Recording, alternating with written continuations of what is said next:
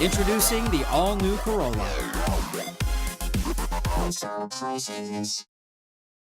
I'm uneasy a little bit, but I don't feel really unsafe that I don't want to go to work. Clerks at Jigo businesses this morning were feeling a bit uneasy after learning that 3 of the men accused in the Bank of Guam robbery case were acquitted by a Superior Court judge yesterday.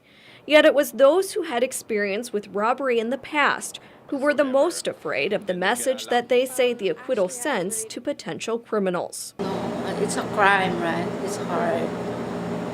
And has this store been robbed before?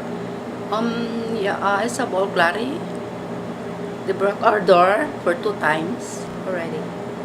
And the very first time, about maybe 4 years ago, they break our window at the bathroom, and then it came inside, they took my money. Even though there wasn't like really enough evidence, but the fact that they were in jail because of the robbery and they're free again, it scares me, you know, because my mom's store got robbed too, and she was scared, so I am too. But the 3 men that had been charged in the Bank of Guam robbery case aren't exactly roaming free.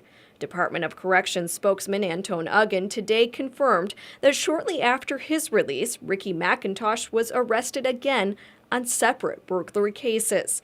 Antonio Kitagua remains confined as he's facing trial in another case. And Vincent Santos was released by the court, but is being held by parole.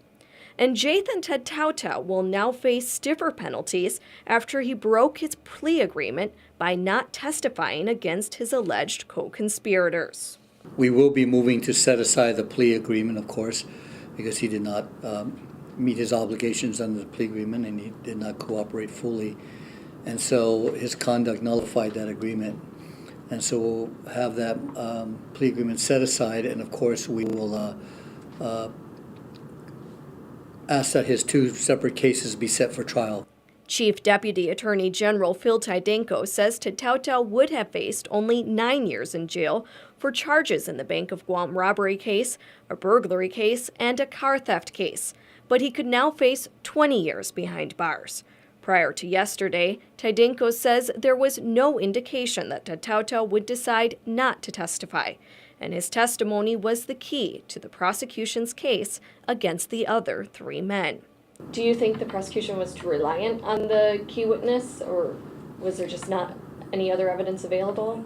My understanding is that it's not a matter of relying, that was the key evidence. I mean, you know, you folks saw the video. I mean, gloves, mask, you know. I mean, if we had to prove beyond a reasonable doubt, you have to prove that that person is the person that committed that crime.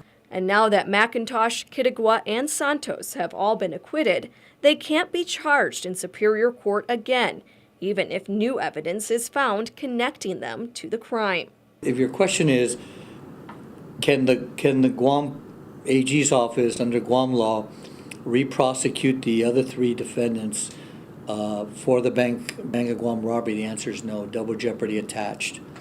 Even if there's new evidence? Even if there's new evidence. Even if one of them stands up today and says, I was there, I did it. Double jeopardy attached. It's a constitutional right.